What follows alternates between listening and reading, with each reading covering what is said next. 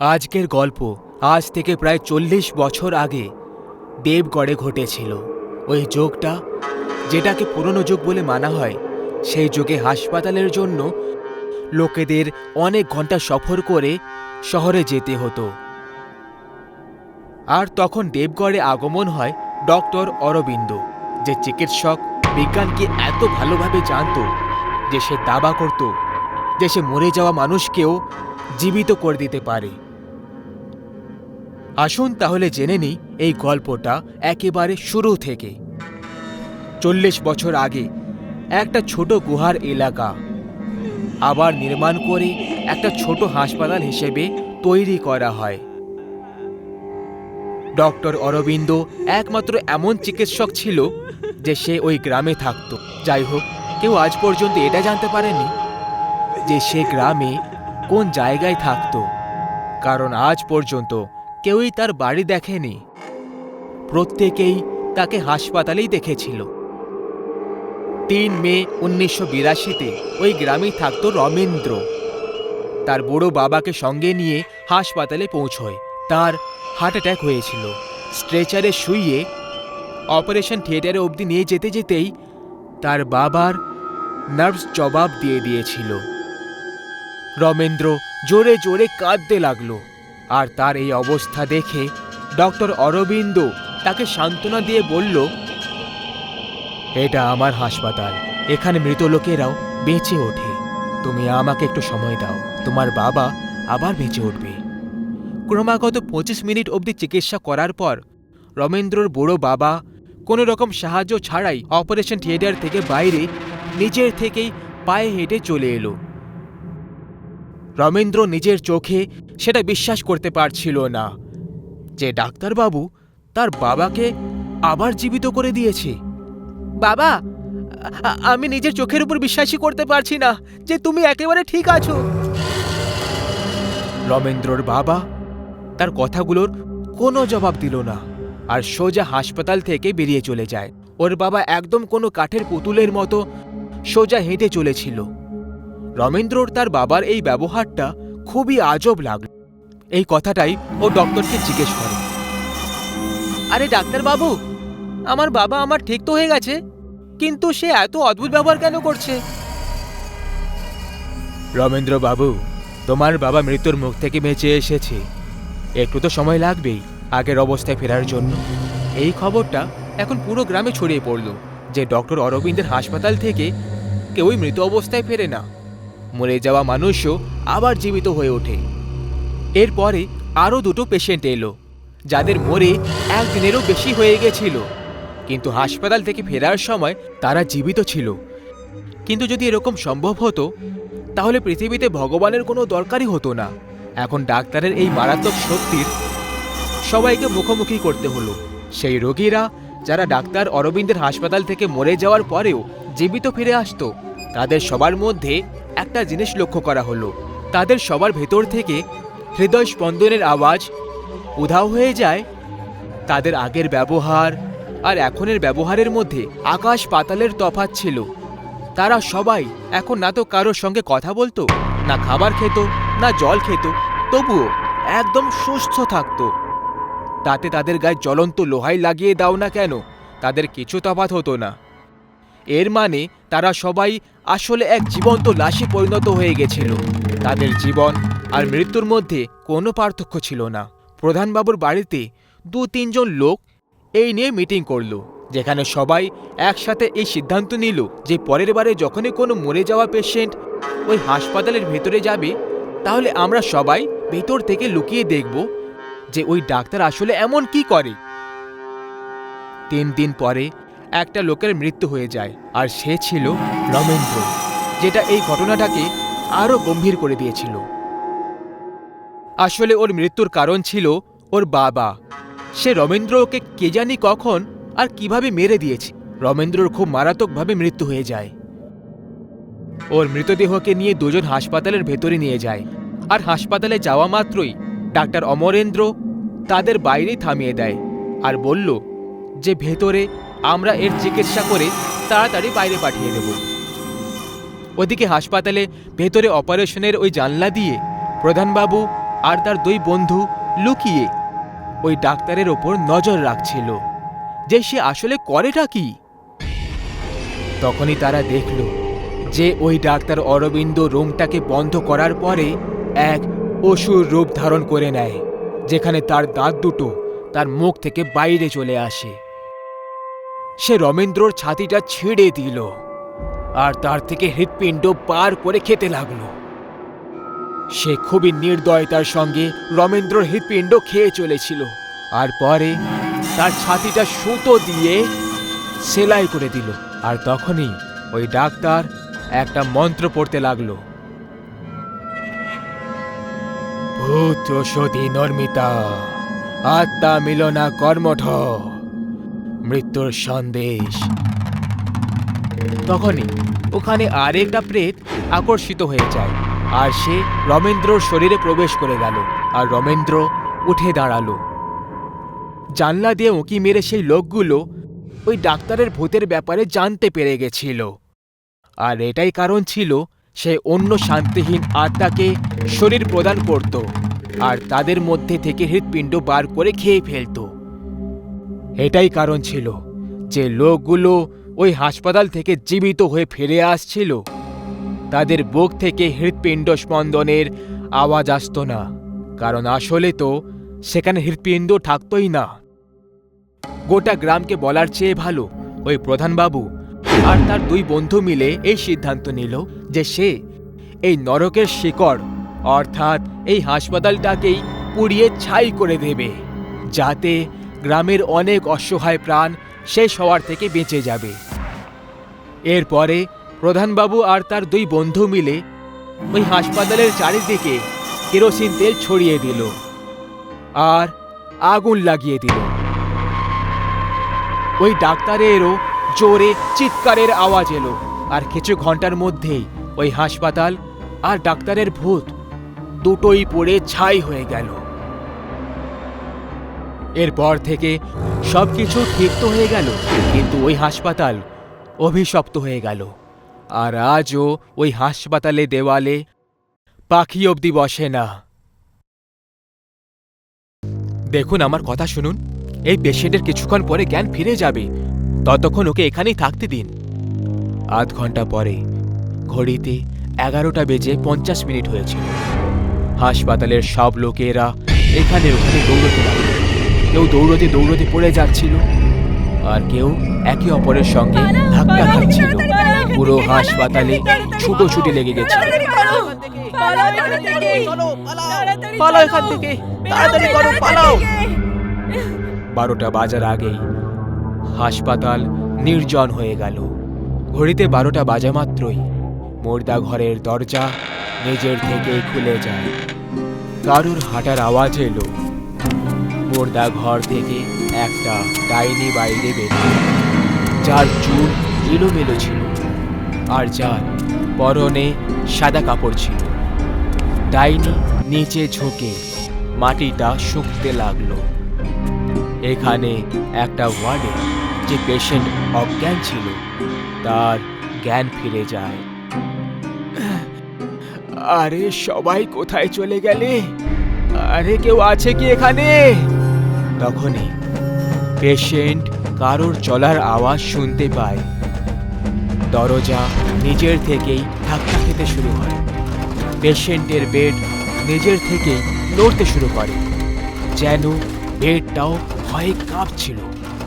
এটা দেখে পেশেন্টও ভয় পেল। কে আছে এখানে? আরে এই বেড নিজের থেকে কি করে চলে যাচ্ছে? আরে কেউ বাঁচাও আমাকে, বাঁচাও আমাকে কেউ। বেড নিজের থেকেই সিঁড়ির দিকে এগিয়ে গেল আর বেড সিঁড়ি থেকে নিচে পড়ল।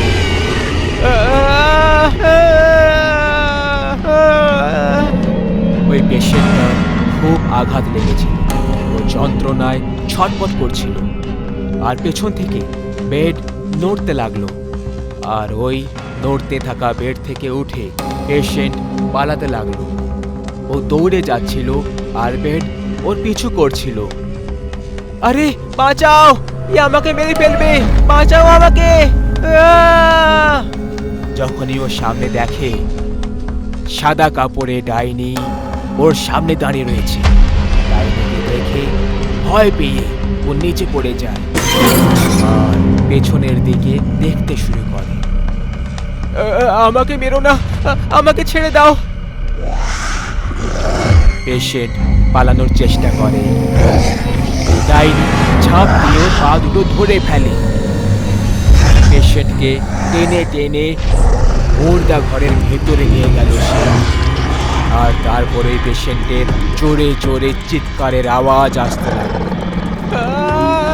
বাঁচাও! কিছুক্ষণ পরে ডাইনি মুর্দা ঘর থেকে বাইরে চলে আসে। ওর মুখ রক্তে লথপথ ছিল। ও আর কেউ আছে এখানে?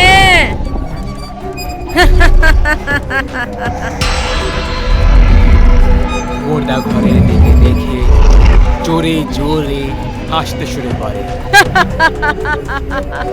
কি করে জানি না আমরা এই পেশেন্টকে হাসপাতালে ভুলে রেখে চলে এসেছি। আপনি আসলে কি বলতে চাইছেন ডাক্তার বাবু? এই হাসপাতালে একটা ডাইনি আছে। যে কেউ এই হাসপাতালে রাত 12টার পরে থাকে তার মৃত্যু একেবারে নিশ্চিত। এখানে সবাই একই কথা বলছে, কিন্তু আমার লোকেদের কথায় বিশ্বাস হচ্ছে না। কিন্তু আপনি তো ডাক্তার, আপনি এরকম বিষয়ে কি করে বিশ্বাস করতে পারেন ডাক্তার বাবু? আরে এমন অনেক কেস দেখেছি আমি। ওদের নামে লোকেদেরকে মেরে তাদের অঙ্গ নিয়ে তস্করি করে হাসপাতালওয়ালারা। আমরা এরকম কিছু করি না। যদি আপনার বিশ্বাস না হয় তাহলে 12টা বাজার পর এই হাসপাতালে থেকে দেখুন। যা কিছু আছে আপনি জানতে পেরে যাবেন। এখন আমি চলি। ডাক্তার ঠিকই তো বলছে, 12টা অবধি থেকেই যাই এই হাসপাতালে। সত্যিটা সামনে চলেই আসবে। এত লোক যখন বলছে তাহলে হয়তো সত্যিই এখানে ডাইনি রয়েছে।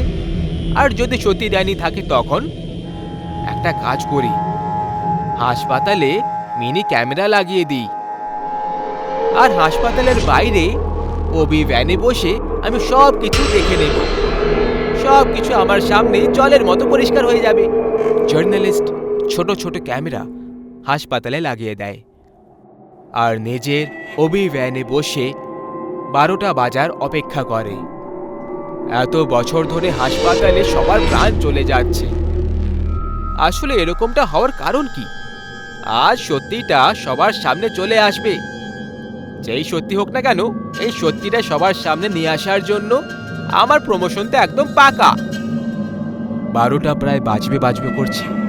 সবাই হাসপাতাল থেকে বাইরে পালিয়ে যাচ্ছিল, কিন্তু ওই জার্নালিস্ট ওইখানেই হাসপাতালের ভেতরে ওবি ভ্যানের ভেতরে বসেছে। ও স্ক্রিনে দেখলো যে ওটা ঘর থেকে একটা ডাইনি বাইরে বেরিয়ে আসছে, যার চেহারা চুল দিয়ে ঢাকা রয়েছে। আরে এ কোনো ডাইনি নাকি মহিলা? মনে হয় এ কোনো এক জুনিয়র আর্টিস্ট, ভাড়ায় ডেকে পাঠানো হয়েছে। তখনই ডাইনি আস্তে আস্তে ক্যামেরার কাছে চলে আসে আর একজন চেহারা দেখে জার্নালিস্ট চেয়ার থেকে নিচে পড়ে যায়। ডাইনি! জার্নালিস্ট এত বেশি ভয় পেয়ে যায় যে ও পালানোর কথা ভাবে, কিন্তু যখনই ভ্যানের দরজা খুলে দেয় ডাইনি সামনে দাঁড়িয়েছিল আর ভ্যানের ভেতরে চলে আসে। জার্নালিস্ট অন্য দরজা খোলার চেষ্টা করতে থাকে, কিন্তু ওই দরজাটা খুলল না। ভ্যানের আয়না রক্ত এসে পড়ে যায়। পরের দিন পুলিশ জার্নালিস্টের এই অবস্থা দেখে অবাক হয়ে যায়। পুলিশ কাল রাতের রেকর্ড করা ফুটেজটাও দেখলো। কোনো অপরাধী হলে তাকে ধরা যেতে পারে, কিন্তু এটা তো ভূত প্রেতের বিষয়, এতে আমরা কিছুই করতে পারবো না। আমি বুঝতে পারি স্যার, আমাদের কোনো ভালো একটা বাবার দরকার। হাসপাতালের লোকেরা ডাইনিকে ধরার জন্য একটা বাবাকে ডেকে পাঠায়। বাবা রাত 11:30টায় হাসপাতালে চলে আসে। এখন আপনি আমাদের হাসপাতালটাকে এই ডাইনির হাত থেকে বাঁচাতে পারবেন বাবা। আমার উপর বিশ্বাস রাখো খোকা, সব ঠিক হয়ে যাবে। হ্যাঁ বাবা। সবাই হাসপাতাল থেকে বাইরে বেরোতে লাগলো। 12টা বাজার আগে কিন্তু বাবা মুর্দা ঘরের সামনেই বসে মন্ত্রের উচ্চারণ করতে লাগলো। ওম ত্রম্বকম আজমাই সুগন্ধিত পুষ্টি বর্ধনম। ডাইনি মুর্দা ঘর থেকে বেরোলো আর বাবাকে দেখে হাসতে লাগলো। যেন বাবার মন্ত্রের কোনো প্রভাব পড়ছিল না ডাইনির ওপরে। বাবা যত জোরে মন্ত্র পড়ছিল, ডাইনি ততই জোরে হেসে যাচ্ছিল। ওম ত্রম্বকম আজমাহি সুগন্ধিত পুষ্টি বর্ধনম। ডাইনি নিজের হাতে ইশারা করে। বাবা উপরে দেখে, তখন ওপর থেকে বাবার উপরে পড়ে যায়। বাবার চেহারা রক্তে লাল হয়ে যায় আর তারপর ডাইনি বাবাকে মুর্দা ঘরে টেনে টেনে নিয়ে যায়।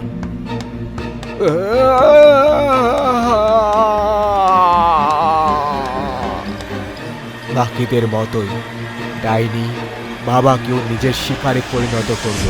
এখন হাসপাতালওয়ালারা একটা কথা বুঝতে পেরে যায় যে ডাইনি হাসপাতাল থেকে মোটেই যাবে না। ওদেরকেই 12টা বাজার আগে হাসপাতাল খালি করতে হবে, না হলে তাদের সবার মৃত্যুর জন্য নিজেরাই দায়ী হবে। শহর থেকে দূরে ঘন সবুজ জঙ্গল আর উঁচু উঁচু পাহাড়ে ঘেরা একটা ছোট্ট গ্রাম ছিল, নাম রামপুর। যেখানে গ্রাম প্রধান রাম সিং তার 2 ছেলে জয় এবং বিজয়ের সঙ্গে সুখে শান্তিতে বাস করতেন। কিন্তু হঠাৎই রাম সিং ভয়ানক অসুস্থ হয়ে পড়লেন। ভাই বিজয়, বাবার শরীরটা দিন দিন একটু বেশি খারাপ হয়ে যাচ্ছে। তুই তাড়াতাড়ি যা আর গিয়ে ডাক্তারকে ডেকে নিয়ে আয়। আমি ততক্ষণ বাবার সঙ্গেই আছি। ঠিক আছে দাদা, আমি যাচ্ছি আর এক্ষুনি ফিরে আসছি।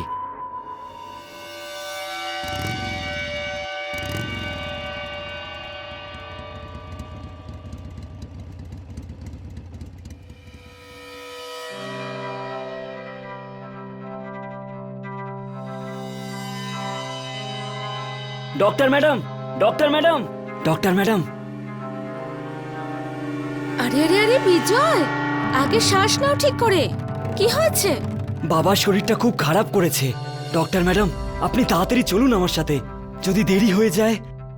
ও গড, এই ব্যাপার নাকি? একদম সঠিক সময় চলে এসেছো তুমি। আর একটু লেট করে এলেই আমি তো অন্য গ্রামে চলে যাচ্ছিলাম। নাও চলো তাড়াতাড়ি।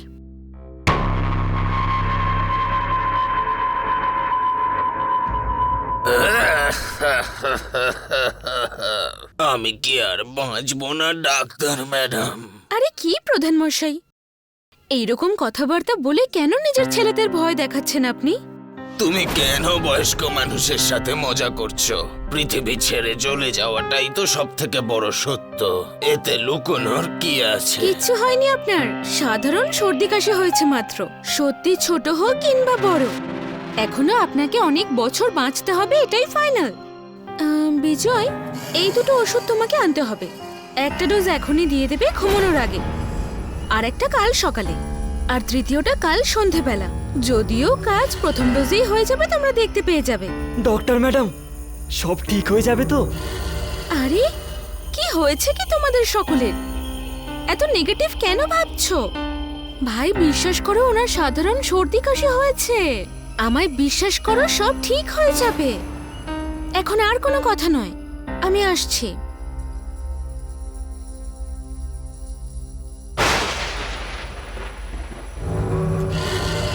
ডক্টর ম্যাডাম, আকাশের অবস্থা খুব খারাপ হতে চলেছে। এরম অবস্থায় আপনার যাওয়াটা ঠিক হবে না। আমার কথা শুনুন, বৃষ্টি থামা অবধি আপনি এখানেই থেকে যান। জয়, ডক্টর ম্যাডামকে গেস্ট হাউসে নিয়ে যাও। আরে কিন্তু আসলে এটা হয় না। ডক্টর ম্যাডাম, আমাদের কোনো অসুবিধা হবে না। এটা নিজেরই বাড়ি মনে করুন। আসুন আমার সাথে। তুমি ডক্টর ম্যাডামকে ওনার ঘর দেখিয়ে দাও, ততক্ষণ আমি ওষুধটা নিয়ে আসি। এই লোকগুলো তো খুবই সহজ সরল। কিন্তু ওরা হয়তো জানে না আমাকে এখানে আটকে রেখে নিজেদের মৃত্যুকেই ডেকে আনছে।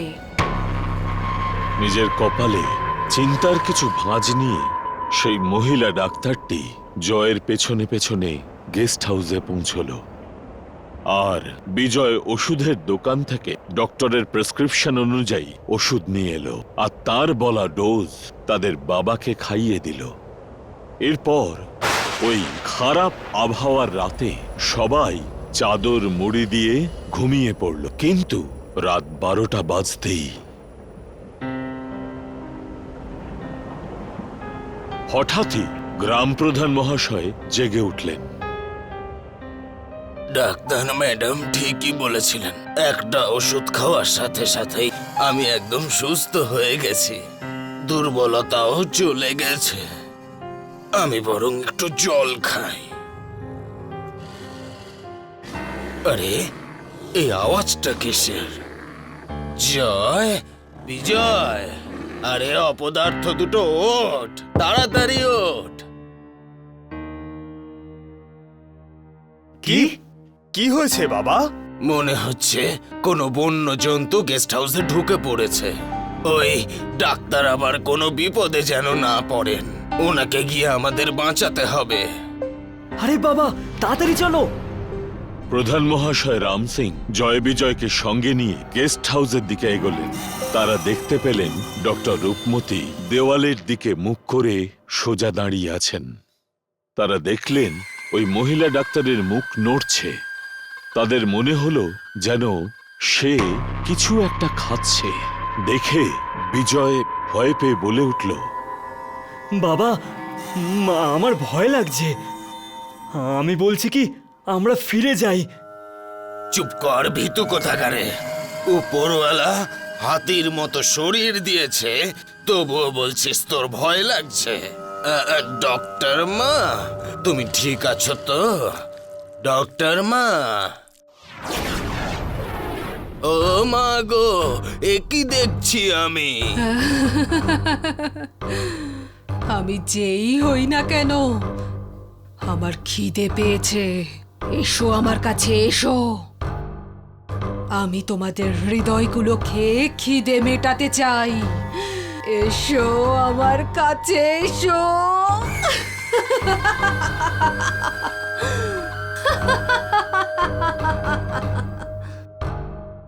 আরে বোকার দল, কি দেখছিস হাঁ করে? বেরো এখান থেকে তাড়াতাড়ি, দরজা বন্ধ করে দে, নাহলে ও আমাদেরকে মেরে ফেলবে রে। হ্যাঁ হ্যাঁ, চলো।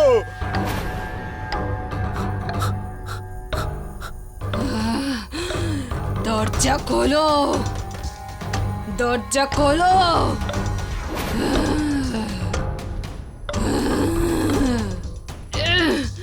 দরজা খোলো। আরে বলদগুলো, এই ডাক্তারের জায়গায় কাকে তোরা ঘরে তুলে এনেছিস? বাবা, আমি তো প্রাণ বাঁচানোর জন্য ডক্টরকে ডাকতে বলেছিলাম, কিন্তু আমি তো জানতাম না যে ও আসলে একজন ডাইনি। বাবা, আমার এবার সত্যিকারের ভয় লাগছে। এবার আমরা কি করব? যাই হোক না কেন, আমাদের মনে সাহস রেখে কাজ করতে হবে। বাবা, ডক্টর ম্যাডামের তো বেশ ভালোই গন্ডগোল হয়েছে মনে হচ্ছে। আমি একজন তান্ত্রিক বাবাকে ডেকে নিয়ে আসছি। ততক্ষণ তোমরা এই ডাইনিটাকে বাইরে বেরোতে দিও না যেন। নিজের এই কথা বলেই জয় সঙ্গে সঙ্গে তান্ত্রিক বাবাকে ডাকতে চলে গেল। সে চলে যাবার পর গেস্ট রুমের দরজা কিন্তু ওই ডাইনিকে বেশিক্ষণ আটকে রাখতে পারল না।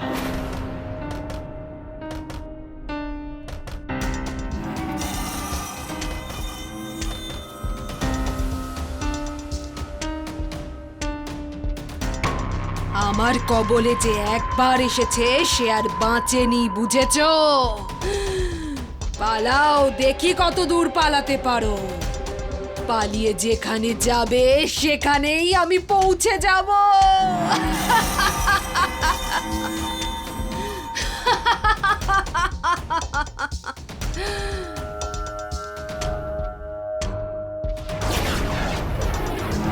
কোথায় পালাবে তোমরা? আমি এবার তোমাদের দুজনকে মেরে তোমাদের দুজনের হৃদয় খেয়ে ফেলবো।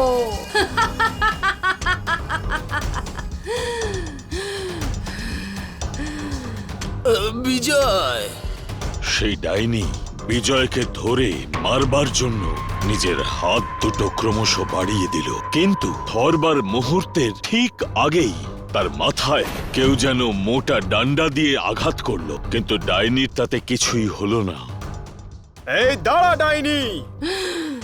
কি ব্যাপার, আরো একটা শিকার। আজ তো আমি লটারি পেয়ে গেছি।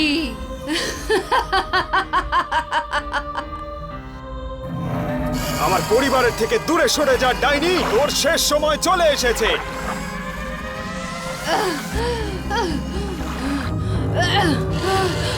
না না, বাঁচাও, বাঁচাও, বাঁচাও।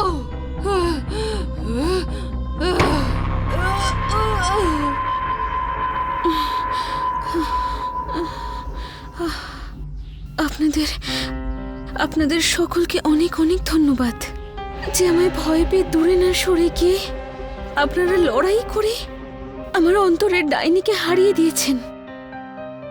কিন্তু ডক্টর মা, তোমার এই অবস্থা হলো কি করে?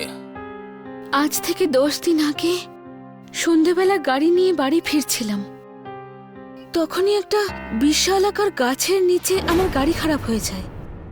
আর ওই গাছেই একটা ডাইনি থাকতো, ও আমায় নিজের বশে করে নেয়। তখন থেকে রোজ রাত 12টার সময় আমি ডাইনি সেজে মানুষকে হত্যা করছিলাম। কিন্তু ভগবানের অশেষ কৃপা যে আপনারা আমায় সেই ডাইনি থেকে মুক্ত করেছেন। আপনাদের সকলকে অনেক অনেক ধন্যবাদ। আর এইভাবে এক ডাইনির কবল থেকে ডাক্তার মুক্ত হলো, আর সেই সঙ্গে গ্রাম প্রধান এবং তার 2 ছেলেও প্রাণে বেঁচে গেল। কিন্তু সকলের ভাগ্যে এমনটা হয়